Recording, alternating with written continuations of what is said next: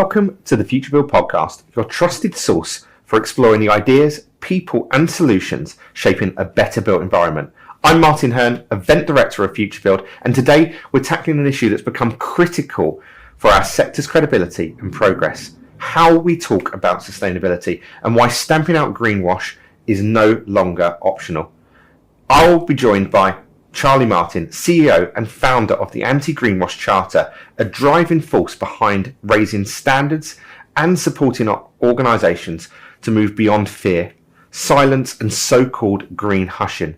Charlie has dedicated his career to helping companies communicate their sustainability journey with integrity and has just released the first annual Green Claims Pulse Survey in partnership with ourselves, Futurebuild, the Carbon Literacy Project and Hattrick. In this episode, we'll hear about Charlie's background, why he's made it his mission to champion credible, evidence-based sustainability claims. We'll unpack the key findings of the new report, including why 86% of built environment professionals want standardised life cycle assessments for products, how trust is being eroded by unclear claims, and what steps organisations can take to build real confidence in their messaging. So if you want to understand why it's now is the time to lead with honesty and how to turn transparency into your competitive advantage, stay tuned. Charlie, an absolute pleasure to have you on the podcast today. Martin, it is a great pleasure to be recording with you. I know that you and I have done various things like this together, but to actually get to sit down and record a podcast with you is something I've been looking forward to. So thank you for having me on. No problem, brilliant. We'd love to start off by finding out a little bit about yourself, your journey, especially within the built environment, sustainability, and maybe for those people that don't know, what got you into sort of your passion around greenwashing. Love it. Everyone loves talking about themselves, so let me dive into that. Charlie Martin. My background is I'm a marketing and comms guy by trade. I used to run an agency called Gusto. It was a marketing and digital agency that typically worked with clients in the built environment sector. So I ran that for about 10 years. We worked with product manufacturers. We worked with natural building suppliers, some trade associations. So that was kind of the first 10 years of my career. And I think most marketing and sales and comms people probably get to a stage in their career where they've probably sold a few widgets, or in my case, insulation, and they think to themselves, what's this all sort of for? Like, what's the impact that I'm having? And it just happened to be that at that time, this was about 2021, we had the CMA's Green Claims Code published, the Competition Markets Authority's Green Claims Code. And we had two really proactive clients at the time at our agency who came to us and said, guys, we've got a new brief for you as our agency partner, as our comms partner. We know that we are being responsible when it comes to our marketing communications, but we want you guys to come up with some sort of campaign that we can run in order to reassure all of our stakeholders, both internally and externally, crucially, that we are practicing our marketing and comms in a responsible way. And I just thought that's a fascinating brief. I was like, we're 2021, so we're in that kind of, COVID-y kind of fake news, corporate misinformation, political misinformation, disinformation everywhere. I just thought, like, there's a cooling to this. Yeah. This is really interesting. One of the clients, I should say, was going through B Corp certification at the time, which obviously made it really relevant to them. They viewed what this could be as potentially a point scoring activity. And but anyway, we sat down with the brief and we were like, what could they do? And what we came up with was this idea of them producing what we called a green claims policy. So it wasn't particularly revolutionary thinking, but we thought, wouldn't it be incredibly impactful potentially to produce a green claims policy that detailed exactly how you as organizations manage and govern your marketing and comms function, i.e. lifting the lid on, how you do it, basically. Yeah. And we pitched this to these two clients. The B Corp guys were like, brilliant, point scoring, let's crack on, it's perfectly aligned. I always remember the conversation with the marketing director of the other client at the time, who he was brilliant. He said to me, Charlie, you know that you've helped us put together our brand values, which some of them are open, honest and transparent, amongst others. But he said, this is very open, honest and transparent. And I said that's essentially the point here. And we got them over the line. They both saw the value in it, and we produced these green claims policies with these two clients. then immediately did a piece of stakeholder research off the back of it. And what we found, which was fascinating, I mentioned internal and external stakeholders was the brief. The feedback across the board, from employees to customers to board to investors, it was all unanimous. This is an incredibly healthy and proactive thing that we've done, because what we've done essentially is got on the front foot. Yeah. We've said, look, there's major concern and scrutiny and distrust when it comes to all forms of corporate communication. By producing a green claims policy and getting on the front foot, we've disarmed a lot of the potential flack that might be thrown at us for, any issues that we have in the future in terms of the way that we communicate. And that was the moment when I thought to myself, there's real power in a green claims policy, in proactive disclosure around how you communicate your environmental credentials. And that was the starting point for the Anti-Greenwash Charter. Brilliant. Well, you mentioned it now, and it would be great to sort of talk about what is the Charter, how did that come about, what does it involve? I know we're going to go into that in a lot more detail later on, but give people just an overview of what that is. Sure. Well, essentially taking that brief that we had from those two clients, we thought, well, okay, a green claims policy is a great start, but these organizations want to be recognized for responsible comms and marketing practice. Is there something more we can do than just simply encourage them to create a green claims policy? Because, of course, you could throw the argument back at a green claims policy that, it could be seen as a greenwashing tactic in of itself, producing a green claims policy, because, it's like, well, great, you've created the document, but how do I know that that's been verified? Yeah. How do I know that that's been checked and underpinned with proper governance? So we then came up with, right, let's go back to the drawing board. If we were going to prove that an organization was showing real concern and responsibility and due diligence to the way that they communicated, what would they do? And what we came up with was essentially a 3-stage process.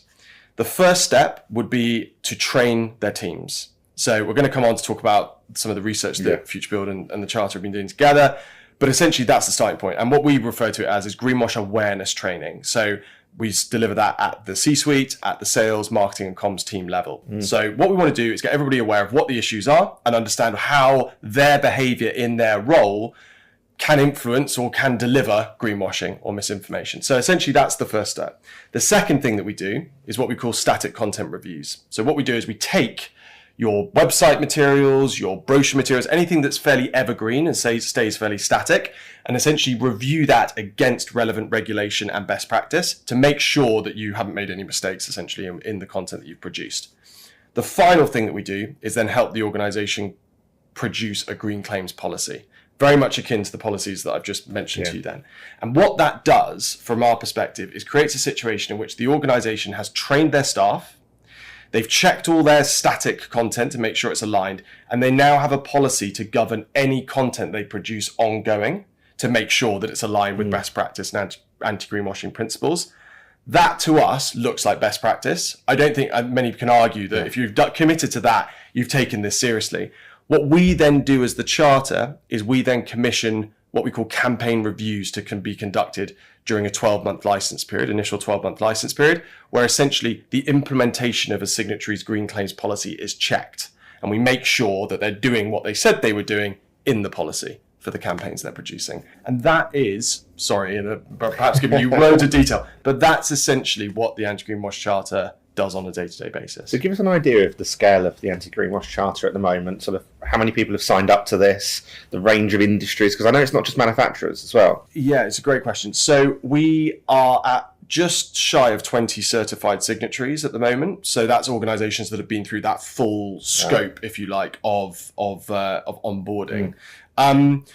The agency, Gusto, very much focused in the built environment sector. So the initial traction that we've had with the Charter has very much been in the built environment sector. And what I think we've been really encouraged by is the breadth of organisation in the sector that have signed up. So, we've got everything from Morgan Sindall Construction to Carndine Design and Flooring, Ganebo Entrance Control. We've got a number of engineering firms, Whitby Wood, for example. We've got natural paint producers. We've got Timber Development UK, industry bodies. It really has touched upon sort of all aspects, if you like, of the industry. That's exciting for us because we think, well, any organisation that wants to take their sustainability communication seriously should seriously consider, if not working with us, they should consider producing a green claims policy, training their teams and checking their contents in line with regulation. And I think from my perspective, it makes absolute sense that in the built environment we have something like this because, sustainability is embedded now in what we're doing, but also that we've seen some appalling communications, over the year. And I think, before we come on to the survey that we've just done, we did the survey 2 or 3 years ago. We saw the impact that if you get it wrong in terms of the trust or even the despec that you can have through going that. Love to just touch on maybe some of the sort of key learning points or pitfalls that you've seen or red flags, people that have done it wrong, and how you've helped them sort of change that. Well, that's a really good question, and that actually sort of perfectly lines up. Great question. But lines up the most recent example. I can't name the name because we're currently onboarding them, but an organisation that has previously had a problem with the ASA. And what the ASA upheld in terms of the case with them was that essentially there was some just fundamental human error by a junior member of staff who just essentially completely misinterpreted some of the data that they were provided with in order to produce the campaign that ultimately was published. And this particular organisation just went hands up, like we just got that, we just got it wrong. We're not trying to contest it. We've just made a mistake. And I think if you look at greenwashing or misinformation more generally, I think the intentional greenwashing, if you like, really only manifests itself in omission-based greenwashing.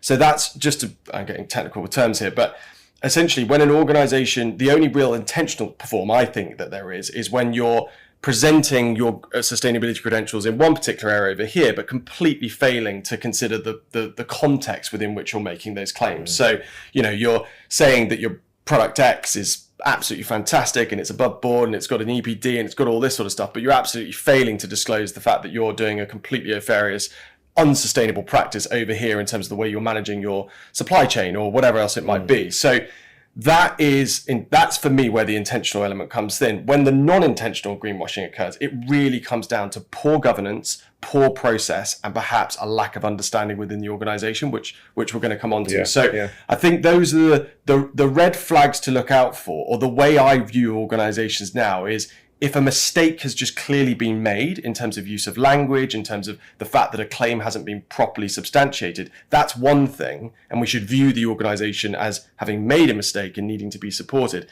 The omission-based greenwashing, I think, is the far more damaging and almost far more sort of evil, dare I say, form of misinformation. So I don't know if that answers your question at all. No, it does. And I think, an interesting, we had an event that we would just run together, and you assembled an amazing panel. And I think one of the interesting things that came out from that for me was there are now heads of sustainabilities. It's a new role, but it's pretty much embedded now in every single organisation. And it's about how they're working, or maybe how they don't work with the marketing function as well. It'd be great to get your opinion on that. It's a great question. And that, I have to admit, when we started the charter, this was something that I wasn't totally aware of myself. I didn't really understand the dynamics at play, and it's been probably the biggest learning area for us as a team to understand so much about the intricacy in the relationship between ESG, sustainability, and marketing and comms.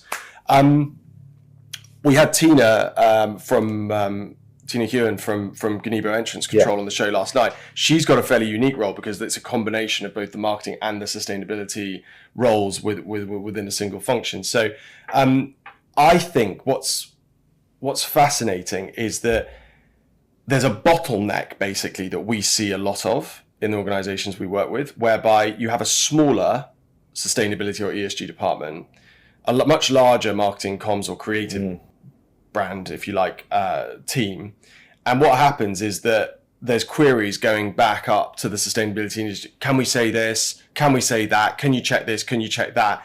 They then typically are in panic mode, where what they either do is they either spit it out to legal and compliance and go, guys, you need to look after it, which once legal and compliance get hold of creative content, often gets wrapped up in a different way, if you like, or delivered in a different way, which can ultimately take some of the impact, if you like, of the creative out of it. So, or the sustainability teams just turn around and go, we haven't got time for it. We haven't got the resource to be able to manage it. And coming back to what we're going to talk about today in terms of greenhushing, I actually think that's one of the things that hasn't borne out of this, is that the pressure that the sustainability and ESG teams are under through all the reporting that's required and the fact that they're typically under-resourced means that when they're getting queries about comms, I think it's just seen as look, just don't bother. Yeah. Which is a major issue. Absolutely. And we're going to come on to that. And that's a really nice segue actually into, the partnership that we've just formed actually, which is us, so Futurebuild alongside the Anti-Greenwash Charter with the Carbon Literacy Project and Hattrick are now partnering to do an annual Green Claims Pulse survey. And we've just published the first results of the first one. We surveyed 240, I think, professionals from the built environment, over 3,000 consumers, and there's some really impactful, or in some cases shocking results from this as well. So I'd love to delve straight into that. Maybe what surprised you most? That's a good question. Do you know what? I actually, when I read the report, I don't know if it's just because I'm spending far too much time thinking about greenwashing and reading about it, but there was nothing that struck me as particularly surprising in it, to be honest. There was nothing where actually, perhaps, just coming back to our last point, I think there was a stat in there, I might have got this wrong, feel free to correct me on this, but I think we're suggesting that only like 5% of marketeers ultimately have the final say in terms of the sustainability communications that go out. And that, to me, that struck me as a particularly interesting statistic, because I would hope to see a sort of, if we're here in 12 months' time, I think one of the best things that we can hope for is to build an industry full of marketeers who are now so sort of deeply knowledgeable in sustainability and in due process when it comes to sustainability communications, that they are the ones that ultimately are in charge of that final decision made about what goes out. Because, and this would be my argument with this, we all talk about the need for, we need to find ways of being able to engage with people on these topics around sustainability better. We need to find ways of pulling on those emotional heartstrings and getting people to take action through emotion. That's where the marketeer and the comms person has a role to play. If we don't have them as the arbiters, if you like, and the sort of the rulers, if you like, of the final version that goes out, I think we're missing an opportunity. So that's probably the bit that struck me. But the bit that didn't strike me was the overarching sort of slap in your face statistic, which I think is the thing that next year is going to be fascinating to review and see what's changed, is that 38% of all organizations have rolled back on their sustainability communications in the last 12 months. Greenhushing in the clearest form. Massively, and that just has huge implications. I'm going to read you some other stats here, and we'll get your comment on them. So, the big headline one, as well as that 38%, was that 2/3 of professionals are now more worried about greenwashing than they were a year ago. And that just shows the importance, and that probably, completely links with that 38% that are just doing less. More fear, less sense of needing to take or wanting to take action as a result. Silent sustainability has become it was something we talked about on the panel last night. And I think one of the panelists made a really interesting observation about, there's always space for a pause. It makes sense to, at times, just take a moment to sort of see where you are and take a step back. But in terms of a chronic quietness, if you like, when it comes to what you're doing in terms of sustainability, that applied to an industry or even to an economy is incredibly problematic, because we now don't have the stories that we need to inspire the next innovators, the next partnerships, the next opportunities to learn from in a peer-to-peer context. So the implications of this are enormous. I think sometimes people it can be viewed like comms and marketing, it can be viewed as there's nothing, it's a bit frivolous, is it really that important? It's essential. We have to drive change quickly. The only way we drive change quickly is we share ideas quickly and with trust and with credibility. And that's why these statistics are so important. Putting your marketing hat back on, I wonder if we see some amazing marketing and messaging from the startup community. Those innovators, those entrepreneurs. It feels they can move a lot faster. They come out with a lot clearer information than maybe the big organisations that are sort of wrapped up in approval and slow, and that side of thing. I'd just love to get your opinion on that. It's the oil tanker, isn't it? Yeah. It's the oil tanker when it comes to sort of making change. I think when you're a startup as well, there's almost this sense of, you haven't got any skeletons in your closet, have you? So, you've literally got a blank sheet of paper and you've got an opportunity to set the course, if you like. And that allows you to be way more confident, I think. And you're not big enough to have the kind of scrutiny that a larger company is going to have on you. So you totally buy into the sort of the human reasoning behind why it's scary to do this stuff. Yeah. Totally get it. Yeah. But I think, and this would be one of my kind of core messages for this, I think regardless of the size of organization, like you could be a one-man band, you could be a multinational PLC, there is a very simple approach that was actually borne out in Marlin Cunningham from Hattrick that you mentioned presentation last night, where she spoke about, and I always forget the name of the opticians. Yeah. What are they called? I can't remember. Able something? No, maybe I've got that wrong. Anyway, they just, in my mind, provided the absolute simple blueprint that any organization can follow in order to approach their sustainability communications confidently, which is a lot of what came out in this research as well. And that is to perhaps pause and then think about implementing a radically transparent, proactive disclosure of exactly where you are as an organization, with all the warts and all the difficulties perhaps considered and presented and acknowledged. And we actually, in our green claims policies now that I mentioned to you before, the first section of a green claims policy is literally titled Where We Can Improve. And it's an opportunity for our signatories to go, do you know what, before I even get into the claims that I have substantiated, the language that I use, my editorial process, the way that I approach team training, I'm just going to acknowledge where we're not sustainable as an organization. And what that does is that liberates the brand to be able to speak confidently about the things that you are doing well. And it disarms anyone that's going to come to you and go, great, we've seen your content over here that says that, product X and Y is sustainable, and that's fantastic. But what about X and, Y and Z? Well, guys, we've acknowledged that. And if you look at our green claims policy, you can literally read our own words, our own reflections on where we could get better. I think key is almost humanizing that journey.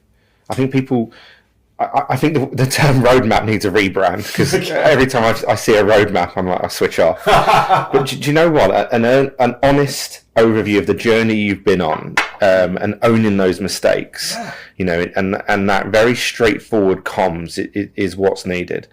And the thing is, I come back to your point about large organizations. Like, I just think, how refreshing would it be for, and again, I know there's risk associated with this, but then again, is there risk associated with this? Because ultimately trust is that business, that value within a business, which is so fundamental for your long-term, for the long-term prospects of a company.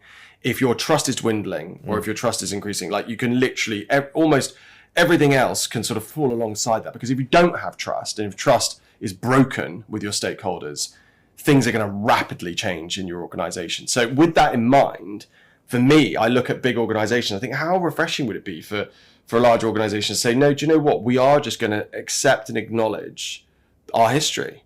We're going to accept and acknowledge what we've been. And then we're going to be really clear and intentional about the direction that we're heading in. It's almost like, I don't like making this all seem really oversimplified in terms of analogies, but it's almost like somebody going to counseling. It is. It's like, it's somebody who's like gone through their entire life, let's say as a larger organization, and they've got some bad habits, and, maybe they, not behave particularly well at times. And they go and see a counselor, and they're really nervous about the prospect of seeing cancer. Oh, this feels uncomfortable. I don't want to talk about stuff. There's a lot of pain associated with the experience that I've had before. But then they sit down with the counsellor and they start opening up and they start sharing. And suddenly they're honest with the counsellor, and they're able to then be honest with themselves and honest with the people around them. And that liberates and that allows them to take on this new journey and stage in their lives. So, sorry, shout out to taking your mental health seriously. But no, I think that analogy is interesting. We did something really quite fun, or ACAN did, about I think it's 3 or 4 years ago, and they built a confession booth at Futurebuild. Nice. And it was inviting people to come on and give their carbon confessions. Yeah, nice. Maybe we should have a sort of a greenwash confession or greenhush confession booth. Not submit it anonymously. Yeah, it's a safe space. It's a totally safe space, But I think the more, like, I speak to people on our show, on our podcast, and let's just cut the crap. I don't know if I'm allowed to swear on here, but let's just get out of the BS cycle. And the best way that we can do that, imagine a world. I think I reflect on this with you at Futurebuild, and I said, like, just imagine if you were walking around Futurebuild here and you were looking at all the stands and imagine if you could just implicitly trust everything that you read. Imagine what that would do to the way that decisions would have been made and the way that we would have engaged with one another. The fact that we've got this degree of wariness of one another and what we're saying and what we're presenting, like, we've got to focus on coming back to a point of trusting one another. Yeah. And this, I think, proactive disclosure is the means of that. I agree. And, over my time, a lot of our partners have asked me, how can we, score each exhibitor? It's not something we've gone through, but I think I'm going to pull a stat out from the research, which was that 86% of built environment professionals support mandatory product lifestyle assessments. And I think that's a cry to sort of show some standardization, some sort of certification or platform that they can measure people on, I think. We have got to find a way of being able to compare apples with apples, and ultimately we're in this, like, initiative certification mishmash, if you like, within the built environment sector, but equally in most other sectors. And it is about cutting through the noise and finding those things that can very, very simply and clearly convey what they mean and what they represent. And I think that's an education piece, but it's also about, we haven't touched on it at all yet, but you look at the regulatory landscape when it comes to sustainability communications and the impact of the Green Claims Directive and what's going on in Europe with are we, aren't we, etc. I think even if you just take all of that to one side, which is in many ways depressing as somebody who's working in the space, that even we're having this debate around something which so evidently is a brilliant piece of regulation and something that from our perspective is going to raise and improve standards and produce some of that standardization that you've just referred to. But the principles that are within the Green Claims Directive, around certifications and labeling and standardization of language, etc., is definitely the route that we're heading in. And that's brilliant to see that people have backed that and said, well, we want that. Yeah. And I think clear last night on the panel as well that EPDs, are now, mandatory, or becoming that way. People want to them. Tina, I think, spoke a lot about, losing specification if they don't have those in place. It's fascinating. I think the degree to which you are able to present the fact that you are a responsible communicator, which obviously EPDs is one of those things that you can do to say, look, we're responsible enough that we get things verified by third parties. It's the same with the charter. Like, not to do a horrific plug or anything here, but we've had feedback from signatories who've literally said, we go into tender frameworks now and submit the fact that we're part of the charter and what it means and what we've committed to doing from a governance perspective, and it's literally picked up on as that's a point of difference. Integrity between partners that we work with and who we choose to align ourselves with is absolutely essential because of the optics it then gives us as the organization procuring. So from that point of view, I think there's a lot of opportunity to present yourself responsibly in this space. I'll have a stat, and so let me hit you with another one that maybe backs up that from the research as well. So the research found that 52% of specifiers have switched or considered switching suppliers due to unclear sustainability claims. I mean, to be fair, like, I think what's fascinating with a stat like that, where obviously you mentioned doing this as a pulse survey now, and obviously this was year one, so it's fascinating, like, benchmarking.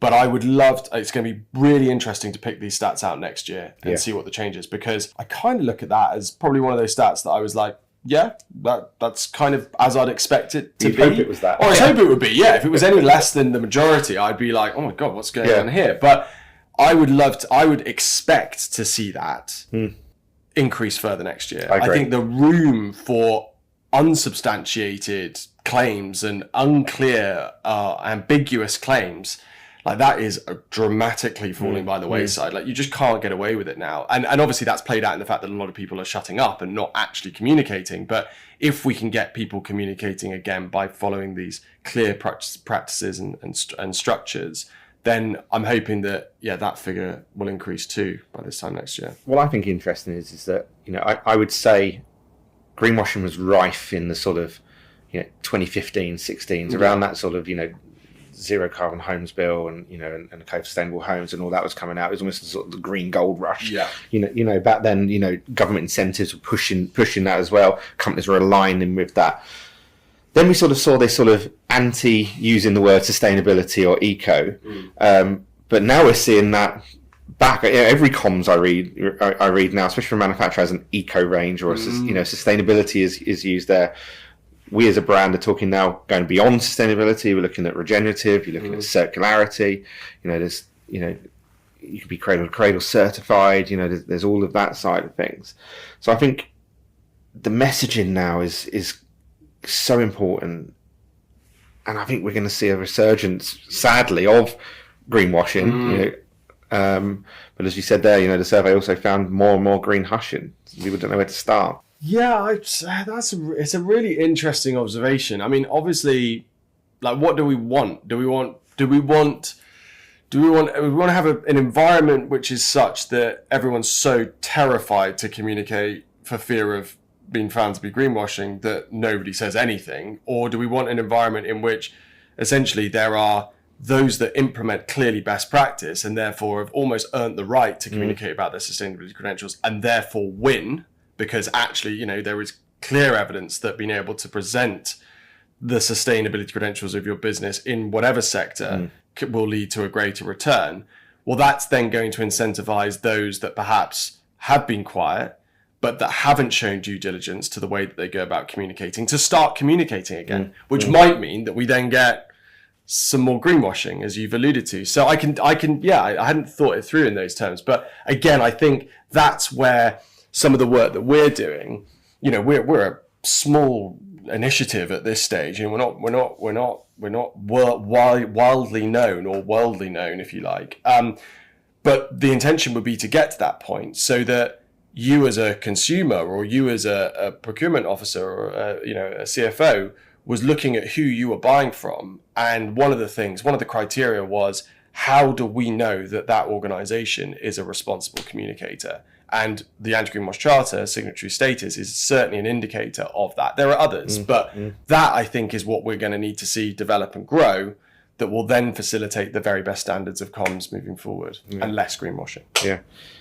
You've touched on sort of training. Another stat from the research was that 18% of professionals feel very confident, or only 18% of professionals feel very confident in spotting greenwashing, and 44% say that training gaps stops them from speaking up more as well. And I think that's, how do we embed this, this into our organisations? I know you work very closely with the Carbon Literacy Project as well, Hattrick.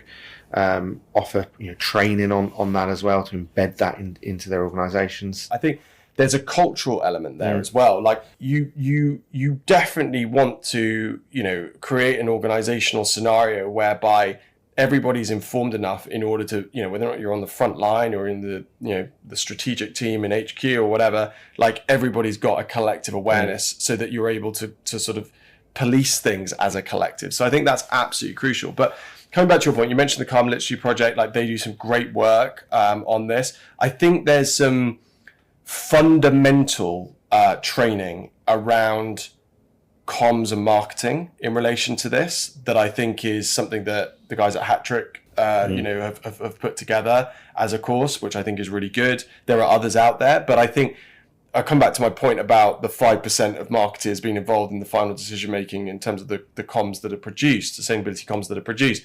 For me, it's we need to train the creatives and the salespeople, because again, they're the ones that are on the front line talking. Those are the people that we need to get really upskilled in an understanding of sustainability and understanding of greenwashing and how to craft their campaigns in a responsible way. And that's crucially what the foundation of the work that we do. Yeah. Another, I think, interesting point was maybe the difference in perceptions between the different age and different generations as well. You know, we talk a lot about the sort of, you know, the Gen Zs now extremely environmentally conscious in their thinking, maybe the older generation not so. I'm not sure that's true. Yeah. I think there was a panel question, wasn't there, that was thrown in that suggests that wasn't true. But no, go on. But also, you know, I think now we're seeing this level of scrutiny or this need for sustainability practice at board level now as well. But yeah, I just wonder if you've got any tips of sort of how do you bring on board an organisation that does span, you know, those different age groups, those different, you know, genres. Yeah, it's interesting. It's an interesting question. I think the one of the things in that research that, again, to me, that there was a two-sided element really in the research regarding Gen Z. There was the hope, which is, I think, and I can't remember the stat, but essentially that, you know, Gen Z do view the built environment as having the potential to really affect change in a positive way. Yeah, 2/3 of them. 2/3 of them, and I think that compares quite significantly to the over 45s who are way more. Just 18%. 18% thought that, yeah, which I think, again, that's a stark difference in terms of hopefulness, essentially, around what can be done. So that's a really big tick. But I do think that the BS barometers of the Gen Zers are so sensitive, and they've grown up in many ways in only ever knowing the digital age, and therefore the amount of content that they've engaged with, the amount of sort of skills that they've developed in terms of how they scrutinize sources and how they scrutinize language and how they scrutinize substantiation. It's just baked into them naturally to know what to look for and to know how to operate. So I think what it's doing, and especially when I think Marlon mentioned the stat last night that we've now tipped over to there being more Gen Z employees in our workforce than boomers. Well, that's a major moment. And I think in light of what we're talking about today, that means that there is now really going to be no hiding place when it comes to responsible comms, because the majority of people in the workplace that are going to be engaging with comms are very naturally able to dissect and to review in a really kind of sensitive way. I think the way that Gen Z call out things as well is very different. They're very public in that. You know, it's not a sort of, I'm going to have a quiet conversation with someone. It will be, I'll create a vlog on that. I'll light up social on that. Which again is that classic thing that borne out in this. You either lean in with, dare I say it, and I know talking about using this term in the context of like corporate behavior is just, for a lot of people, it's just turn the other head, if you like, turn the other cheek. But it's vulnerability. You know, it's understanding that, like no organization out there is truly sustainable. That's the first thing to say. You have those that are better, those that aren't, those that are stronger in other areas, those that are weaker in other areas. As soon as you get out of your own way and you accept that and you present that and you engage in dialogue, you will be respected ultimately by the Gen Zers, but equally other generations, by everyone really, for your position. So I think the time is coming basically where, you know, those that adapt and take this approach now are going to win significantly. And then within 5 to 10 years, perhaps it's just going to be the absolute norm and expectation that organizations behave in this way. Yeah. So I'm going to put you in the sort of space of, you know, you're one of the listeners, you know, they're a marketing person, they're within their organization, suddenly being tasked to communicate our brand new ESG policy or, you know, this brand new product that's, you know, got these amazing sustainability credentials. Yeah. It's a bit scary. Where do I start? What's some practical tips maybe of how I go about that? You know, what's the sort of, you know, what does good, credible sustainability communication look like? What's the sort of non-negotiables? So it's a great question. So I think the first thing you do as a marketeer is you go back to the sustainability or ESG team, basically where the data, the substantiation for whatever the claims are that have been put forward. You go back to them and you dive into the detail and you allow yourself to get a full understanding and appreciation of exactly what you're being asked to essentially sell. And once you've got that degree of clarity around the substantiation, that's the key and core first step. The second step that we would always suggest that needs to be factored into is your use of language. So you've substantiated the claims, you know that you've got evidence for those claims. Next, we need to look at language. And language is determined by firstly looking at regulation that's relevant to you. So in the UK, you'd look at the Green Claims Code, for example, that I alluded to before. And you are just making sure that you are following best practice in terms of your use of language and not falling foul of that. The third element of good sustainability comms, which is the most tricky, but comes back to what we talked about at the beginning in terms of the most problematic form of greenwashing, is context. And really thinking and understanding the context within which you're producing this content. So you might well have ticked all the boxes in terms of we've got evidence for all of the 7 claims that we're making about this particular product that you've alluded to in our documentation. It's all been verified by third parties. We have EPDs coming out of our work. We've got FCA approval over here. We've got this, that, and the other. Fantastic. We've also then checked all the content against relevant regulation, and we ticked all the boxes. We've got no problems with it. It's all perfectly aligned. That third element is the crucial one.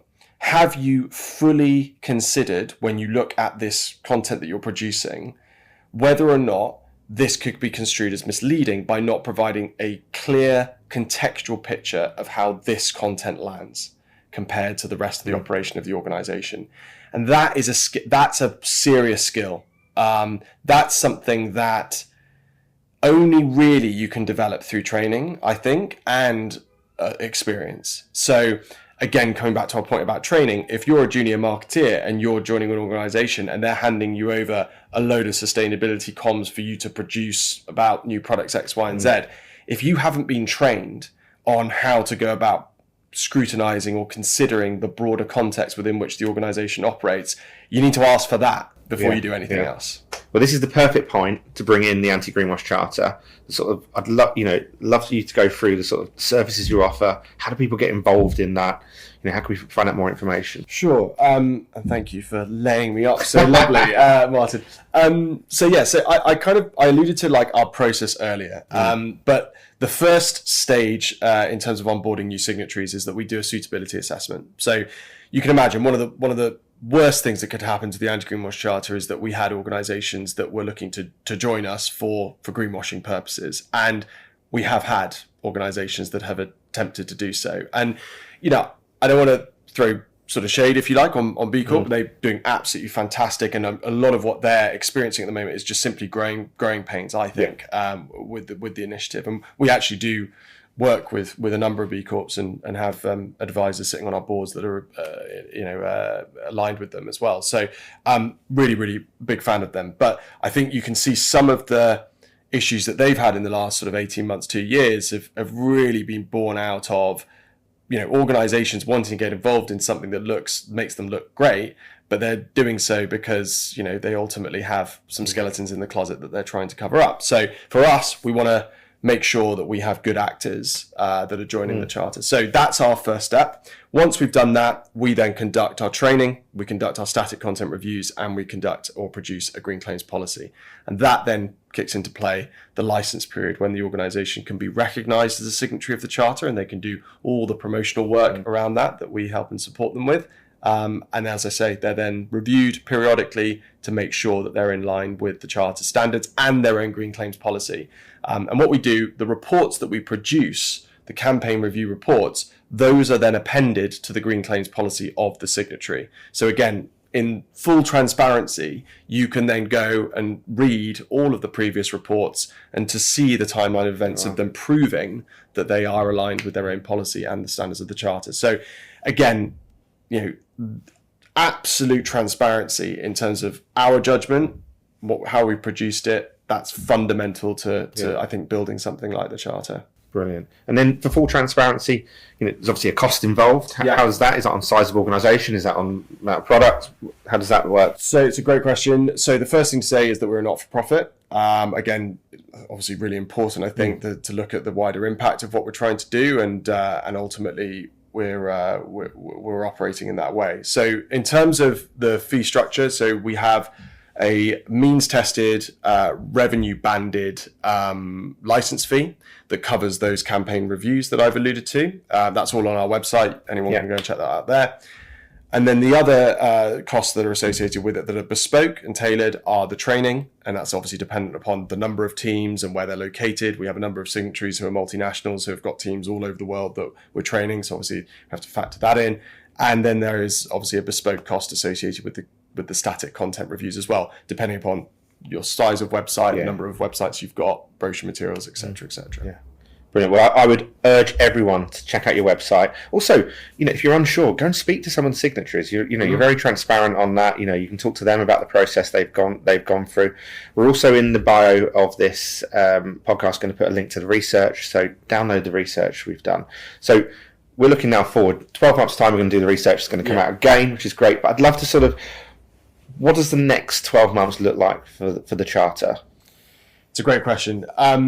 So we are, and again, it's the timing of this show is sort of titillating. If I don't know, maybe that's a too strong a word. We've got a number of very big sort of pivotal points, if you like, in the Charter development that essentially just involve the size and scale of organisation that are now looking to commit to doing this piece of work with us is shifting significantly, and I'm super excited because when it comes to them predicting what might happen over the course of the next 12 months, it's really difficult because these could be sort of fundamental overnight shifts in the way that not just the built environment industry, but actually a number of other industries fundamentally view a green claims policy, for example, and the important role that plays in sort of upholding best practice. So that's a very political answer you've got from me, with me sitting hugely on the fence, but it's a very exciting time for what we're doing. I think the regulatory landscape that we now find ourselves in, the degree of confusion, if you like, about where are things going to sit, makes things like our voluntary initiative, which is unique. There is no other ESG related initiative that focuses exclusively on communications. That therefore positions us in a really healthy place, and hopefully we can have a significant impact over the next 12 months. Watch this space on that one then. We always finish the podcast with a question around sort of those individuals that have sort of had a real positive impact, in your life or professionally. And actually, I'm going to give you another plug. Charlie, you do an amazing podcast yourself, and you've had some really quite inspirational people on that. I mean, let's give your podcast a plug, but also, maybe some of the people you've had on have been the people that have had a great impact. But talk about some of that. Well, Martin, that's really kind of you to bring it up. I mean, I don't know if you found this. I mean, you're a very good host, so I imagine that you didn't find this. But I think there have definitely been some people that I've had on where I've just been an absolute fanboy. And I've actually forgotten what I'm supposed to be there for. I've been sitting there. John Elkington is a great example. So, the godfather of, the triple bottom line and obviously the fantastic work that he's done throughout his whole career. I'll be honest with you, I just got onto this podcast and just let him take over, and I forgot to ask questions, and he just carried on, and it was a brilliant name and a brilliant person to interview, but I just did it terribly. So apologies, John, if you're happy to be listening in. One of the things that has absolutely astonished me with the work that we've done over the last few years has been the number of people, very senior people, that have been prepared to give up their time to support what we're doing at the Charter. And I want to use your question to give a particular shout out to our advisory council, who are made up of, senior heads of corporate affairs, heads of ESG sustainability for huge companies here in the UK and around the world, heads of ESG, as I mentioned, marketing, comms, etc. Some of them were at the panel discussion last night, Pauline and Karen and Harriet and Veronica. I won't name all of them, but that group have been, to me personally, just an absolutely amazing inspiration and support. I think when you're starting things, as you well know, Martin, like, to get that early stage support from people that you respect, that say there's something here that's important and something I'm prepared to give my time to support you in developing, that gets you a hell of a long way. And it gets you a long way when some of the other sort of metrics aren't maybe working out quite as you'd hope they would. It's hard work getting people to sign the Anti-Greenwash Charter. I'm not gonna beat around the bush. It's a difficult thing to get people over the line to do, because it's a scary thing, I think, at times to do. But to have the support of the council has been absolutely huge for keeping us going. Brilliant. And we're honoured to support, and a big fan of what you do. Thank you so much for your time today. Thank you for having me.